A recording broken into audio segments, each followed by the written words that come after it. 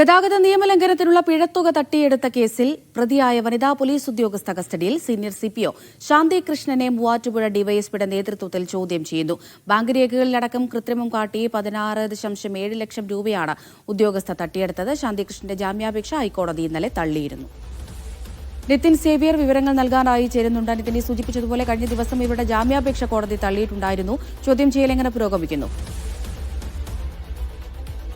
ഗതാഗത നിയമലംഘനത്തിലുള്ള പിഴത്തുക തട്ടിയെടുത്ത കേസിലാണ് വനിതാ പോലീസ് ഉദ്യോഗസ്ഥ ഇപ്പോൾ നിലവിൽ കസ്റ്റഡിയിലുള്ളത്. ഇവരുടെ മുൻകൂർ ജാമ്യാപേക്ഷ ഹൈക്കോടതി ഇന്നലെ തള്ളിയിരുന്നു. മൂവാറ്റുപുഴ പോലീസ് സ്റ്റേഷനിലെ സീനിയർ സിപിഒ ശാന്തി കൃഷ്ണനെയാണ് നിലവിൽ മൂവാറ്റുപുഴ ഡിവൈഎസ്പിയുടെ നേതൃത്വത്തിലുള്ള പോലീസ് സംഘം, പ്രത്യേക അന്വേഷണ സംഘം കസ്റ്റഡിയിലെടുത്ത് ചോദ്യം ചെയ്യുന്നത്. ട്രാഫിക് സ്റ്റേഷനിൽ റൈറ്ററുടെ ജോലി ചെയ്തിരുന്നപ്പോൾ ഗതാഗത നിയമലംഘനത്തിന് പിഴയായി അടപ്പിച്ച തുകയിൽ നിന്നും 17 ലക്ഷം രൂപയോളം തട്ടിയെടുത്തെന്നാണ് കേസ്. യഥാർത്ഥ തുക ബാങ്കിൽ അടയ്ക്കാതെ രേഖകളിൽ കൃത്രിമം കാട്ടിയാണ് ഇവർ പൈസ തട്ടിയെടുത്തത്. നിലവിൽ വാഴക്കുളം സ്റ്റേഷനിൽ ജോലി ചെയ്യുന്ന ശാന്തി കൃഷ്ണ നിലവിൽ ഈ സംഭവം പുറത്തായതിന് പിന്നാലെ തന്നെ റൂറൽ എസ് പി ഇവരെ സസ്പെൻഡ് ചെയ്തിരുന്നു. 2 മാസം മുൻപ് DIG ഓഫീസിൽ നിന്നുള്ള ഓഡിറ്റ് സംഘം പരിശോധന നടത്തിയപ്പോഴാണ് ഇത്ര വലിയ തോതിലുള്ള ക്രമക്കേട് പുറത്തു വന്നത്. ഇതിൽ കഴിഞ്ഞ ദിവസം കോടതി ഇവരുടെ മുൻകൂർ ജാമ്യാപേക്ഷ തള്ളിയിരുന്നു. 30,000 രൂപ മാസം ശമ്പളം ലഭിക്കുന്ന ഒരു വനിതാ പോലീസ് ഉദ്യോഗസ്ഥ 1.5 ലക്ഷത്തോളം രൂപ ലോണും മറ്റും അടയ്ക്കുന്നത് എങ്ങനെയെന്ന്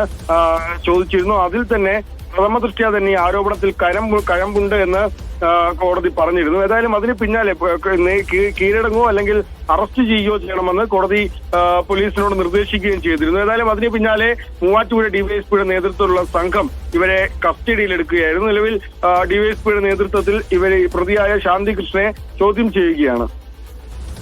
ശരി നിതിൻ.